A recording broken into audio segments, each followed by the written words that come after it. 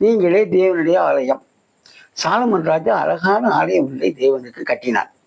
ஆலயம் கட்டும்போது சுத்திகளின் சத்தமும் வாட்சிகளின் சத்தமும் வராமல் மிக நேர்த்தியாய் கட்டினான். கட்டி முடித்து சாலமோன் ஜெபம் பண்ணும்போது தேவனுடைய மகிமை ஆலயத்தை நிரப்பிற்று. ஆனால் இந்த புதிய ஏற்பாட்டு காலத்திலே நாம் தான் தேவனுடைய ஆலயமாக இருக்கிறோம். நாம் பரிசுத்தமாக இருந்தால் தேவன் மகிமையோடு நம் இருதயத்தில் வாசம் பண்ணுவார். நான் அவர்களுக்குள்ளே வாசம் பண்ணி அவர்களுக்குள்ளே உலாவி அவர்கள் தேவனாய் இருப்பேன், அவர்கள் என் ஜனங்களாய் இருப்பார்கள் என்று தேவன் சொன்னபடி நீங்கள் ஜீவனுள்ள தேவனுடைய ஆலயமாய் இருக்கிறீர்களே என்று 2 கொரிந்தியர் 6ஆம் அதிகாரம் 16ஆம் வசனத்தில் சொல்லப்பட்டிருக்கிறது.